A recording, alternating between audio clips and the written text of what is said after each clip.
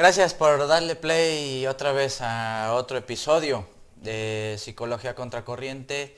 Espero que estén muy bien, espero que tú estés muy bien. Esta semana en este episodio vamos a estar trabajando sobre esta serie que he venido desarrollando de terapias contextuales y en esta ocasión estaré trabajando junto con ustedes la terapia de aceptación y compromiso. ¿En qué consiste más o menos o qué aporta, mejor dicho, este tipo de terapia? Digamos 4 puntos fundamentales. Uno de ellos es que intenta darle a las personas una filosofía de vida, que ahorita me extenderé en su explicación, una perspectiva cultural de los problemas psicológicos, de cómo surgen los problemas psicológicos, y también es una alternativa sobre todo al trastorno de evitación experiencial que más adelante explicaré, y también ofrece una teoría del lenguaje y una teoría de la cognición. Esto es hiper relevante porque esto va, digamos, a ser el hilo conductor de todas las manifestaciones metodológicas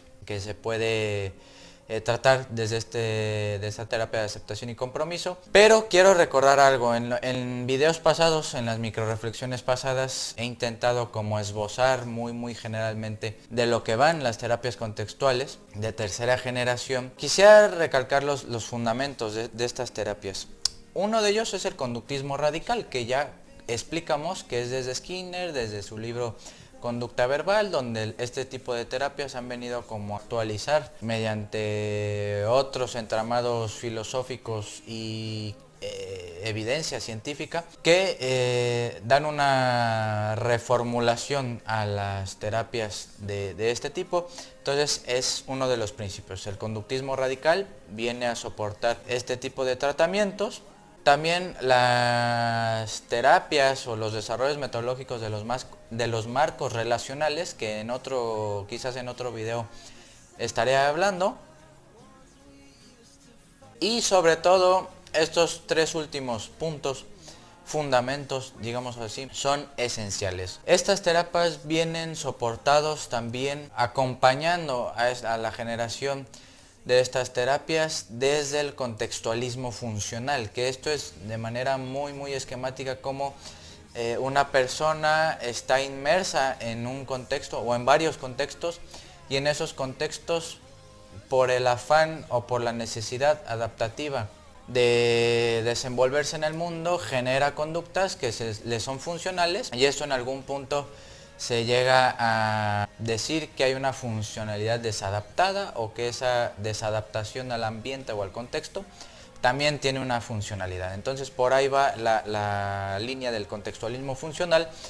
Y otra, como pueden ir intuyendo, es el pragmatismo clásico de la corriente conductista. Esto quizás podría ser lo más polémico de estas terapias, pero digamos que es las líneas filosóficas que envuelven a este tipo de desarrollos de investigación de este tipo de terapias. Y la otra, y digamos que la línea de más aportación, es tener siempre al momento de estar interviniendo, de sesionar con los pacientes, es la visión del transdiagnóstico. Entonces el transdiagnóstico, como ya lo dije, se basa en una colección de perspectivas, enfoques, incluso combinaciones con otro tipo de terapias, con otro tipo de intervenciones, y eso es lo que va generando un transdiagnóstico, es decir, ya no se diagnostica desde la psicologización del individuo, ¿no? Digamos que de ahí vamos a partir. Entonces, una de las ideas que arroja esto que estoy diciendo, los fundamentos, es que los eventos psicológicos son un conjunto de elementos y manifestaciones que a veces son recurrentes al mismo tiempo y otras veces son contingentes. ¿Qué quiere decir esto? Que a veces podemos nosotros presentar una conducta en la que se deben determinados elementos en ese contexto para que la conducta se genere, es decir, la influencia del ambiente, de qué comimos, de si nos bañamos, de si estamos tristes, etcétera, etcétera. Hay un conjunto de elementos que están provocando de alguna forma la recurrencia de esa conducta en específico. Recuerden que las conductas generalmente son de manera específica, por lo menos el conductismo, parece ser que hay un acuerdo en eso. Otra de las líneas que podríamos decir es que las contingencias, aquí es súper importante el concepto de las contingencias, porque entender que las contingencias al mismo tiempo que están influyendo para que nosotros nos comportemos de determinada manera, están influyendo también para que nosotros tengamos problemas psicológicos. Y las terapias de aceptación y compromiso en este caso, y todas las demás que ya he descrito en videos anteriores, es más o menos lo que explican grosso modo. Es lo que podemos decir que coinciden en general las terapias contextuales.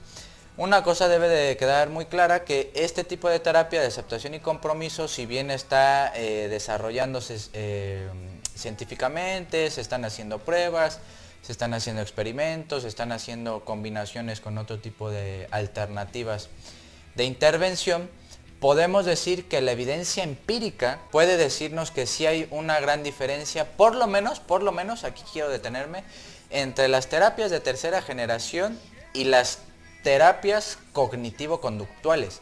Entonces digamos que las terapias de tercera generación, a pesar de que pueden confluir y estar todo el tiempo como dialogando para obtener un transdiagnóstico, sí la terapia de aceptación y compromiso digamos que es la que de manera más óptima encara los problemas en este sentido. Entonces esto va desde la depresión, a la ansiedad, al duelo, a la esquizofrenia, a la psicosis, etc. Entonces está, digamos, apenas motorizándose este tipo de terapias. Una vez explicado esto, quiero decir que la terapia de aceptación y compromiso, para ir al grano, está contenida por el desarrollo de muchas fases. Son 5 fases que las voy a explicar de manera muy general, muy ligera, para que a ustedes no se les haga tan pesado este video.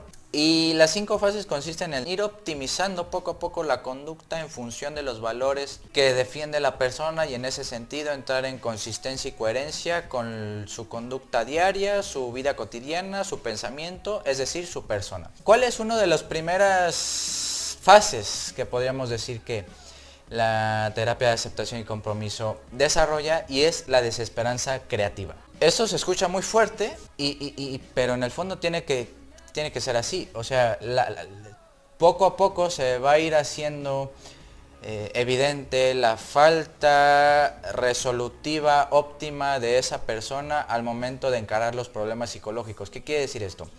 Que el terapeuta o el psicoterapeuta o el psicólogo, como le quieran decir, tiene que de alguna forma hacerle ver al paciente que aquellas estrategias, entre comillas, que ha llevado a cabo la persona para intentar resolver la ansiedad, la depresión, lo que ustedes me digan, pensamientos rumiativos, etc., no han sido suficientes, dado que esas estrategias están, fíjense qué interesante, están diseñadas de manera cortoplacista. Es decir, la satisfacción, esto es muy polémico, pero la satisfacción que genera estar deprimido en algún punto hace que mediante conductas de reforzamiento, es decir, de satisfacción inmediata, genere una repetición y una recurrencia de esa misma conducta. Esto en el tiempo se desarrolla como una estrategia de afrontamiento a ese estado, digamos, psicológico o conductual. La desesperanza creativa vendría a ser como confrontar o reflejar en el paciente todos estos estrategias que está llevando a cabo y decirle, obviamente no es decirle, ¿no?, sino que a través de un proceso terapéutico se vaya dando cuenta poco a poco el paciente de que eso que ha llevado a cabo y esas estrategias que ha llevado a cabo no están sirviendo del todo, o que son de utilidad y son funcionales para seguir identificándose con ese problema psicológico que según él tiene. Esa es la potencia de este tipo de terapias. El punto 2 o la idea 2 es bastante, digamos, problemática, porque lo que viene a decir es que el problema de los problemas psicológicos es querer controlar aquellos pensamientos negativos, aquellas sensaciones negativas, la sudoración, la palpitación del corazón, el aceleramiento del pulso, que se nos duerma nuestro cuerpo, etcétera, etcétera, y varios síntomas de los problemas psicológicos, por lo menos contenidos en el DSM-4, en el DSM-1000, no me acuerdo en qué número va. Pero el problema es ese, que se quiere controlar todo aquello en lo que nos sentimos mal, que eso mismo nos genera el problema. Entonces se genera una paradoja cíclica en la que cae la persona y es lo que no le permite salir de sus problemas psicológicos. Entonces, luchar con el síntoma no vendría a ser de ninguna manera el objetivo de este tipo de terapias. Al contrario, es precisamente aceptar esos síntomas, encararlos de manera activa y en ese momento iniciar un proceso terapéutico más o menos organizado. Esa es la segunda fase en la que podríamos estar hablando de una intervención desde estas coordenadas terapéuticas. Otra, y aquí viene la influencia de la conducta verbal de Skinner, es que el paciente intente distanciarse de aquello que está diciendo y pensando, claro. Recuerden que el decir las cosas, sobre todo cuando hay un problema psicológico, hace que las personas se identifiquen con eso que están diciendo. Eso los lleva a una fusión de los problemas psicológicos que ellas según tienen, o que él según tienen, que los hace estar recurriendo a esa conducta. Entonces, esto es muy importante y esta es una labor muy intensa, muy difícil, muy compleja, de que el paciente sea capaz de distanciarse de aquello de lo que está diciendo, es decir, que no se identifique, que no se fusione con el lenguaje, porque eso no le permite distanciarse de aquello que piensa, que siente, que hace. Entonces, eso es súper fundamental, que el paciente cree distancia respecto a lo que está diciendo y respecto a lo que está haciendo. Déjenme tomar un trago. ¡Ay! ¡Qué rico! La cuarta fase consiste en que las terapias contextuales en general intentan dar una explicación del yo en función de la historia, de lo que hacemos diariamente, de lo que podemos pensar psicológicamente. Asume un papel del yo como estado psicológico, es decir, donde suceden todos estos problemas psicológicos. También asume una parte ejecutiva, el yo ejecutivo, el que está haciendo cosas en la vida cotidiana. Y también el yo trascendental, que aquí es lo más valioso de este tipo de terapia, que el yo lo asume como persona, no como yo. Se le da la connotación del yo trascendental para que se escuche más cool, pero es intentar ver a la persona en su totalidad y desde ahí empezar a trabajar. La historia que hemos transitado cada uno de nosotros, la biografía de ese individuo, va permitiéndonos ser yos distintos, yoes, si se puede decir así. El yo trascendental, es decir, la persona, va transitando en su biografía personal, que es irrepetible, que es única, y eso es lo que va generando en algún punto reforzamientos negativos, positivos y todos los demás términos del conductismo, que van haciendo un repertorio conductual en el cual, ante una situación que desborda al paciente o a la persona, ponemos en juego nuestros recursos. Al verse limitados esos recursos, se genera un problema psicológico. Esto, cabe aclarar, la persona va transitando de contexto en contexto a lo largo de toda su vida. Entonces, pensar que la persona es un yo unificado, armónico, homogéneo a lo largo de toda su vida, es un error, porque precisamente está mutilando la historia, la biografía y todo el repertorio conductual que tiene ese sujeto, ya sea de manera reforzada positivamente o negativamente, y esto en algún punto, al fusionarse con una situación, se genera un problema psicológico. Y la última fase, que tiene que ver con detectar e identificar los valores que tiene esa persona. Es decir, si esa persona, su valor principal, por ejemplo, es la familia, pues tenemos que trabajar en función de eso, de darle valores familiares que tengan que ver con una conducta que esté reforzando positivamente el contexto familiar. Pero puede ser que otra persona defienda mucho la disciplina, el esfuerzo, la dedicación, ir bien a la escuela. Pues en eso tenemos que trabajar para que esos valores en algún punto generen compromiso, y mediante la aceptación previa de todo esto que vengo explicando, se genere un cambio o una mejoría en el paciente. Esto ¿para qué dirán ustedes? ¿Para qué reforzar los valores? Precisamente es para desarrollar voluntad, es decir, conectar con nuestra propia experiencia de vida para poder en algún punto ser más o menos consistentes con aquello que queremos, y en función de eso ya ni siquiera los síntomas y los problemas psicológicos son importantes. Cuando uno conecta con eso y se identifica con aquello, con los valores que defiende, con sus proyectos de vida, con lo que quiere hacer de su vida, es donde ahí el paciente poco a poco va a ir cambiando el chip de estar enfermo, como si eso fuera algo biológico o cerebral, pero no, es, digamos que las terapias de aceptación y compromiso y las de tercera generación vienen a decir totalmente lo contrario.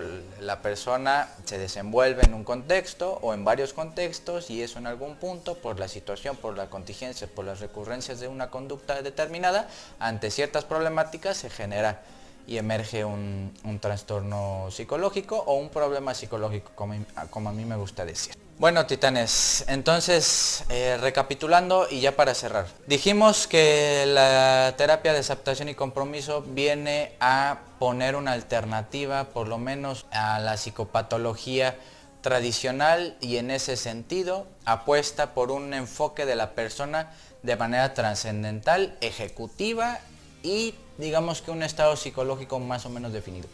Que este tipo de terapias ofrece una filosofía de vida y una perspectiva cultural. ¿Qué quiere decir esto de filosofía de vida y perspectiva cultural? Que la cultura, entre comillas, porque eso es muy confuso definirlo, pone a nuestro servicio la ideología de que entre menos sufras, mejor. Entre menos esfuerzo te cuesten las cosas, mejor. No hay que aceptar las sensaciones negativas, no hay que aceptar nada que sea dañino para nosotros, la sensación de la ansiedad está mal, deprimirse está mal, etcétera, etcétera. Entonces, ¿qué hace la cultura y los medios de comunicación y la ideología del presente?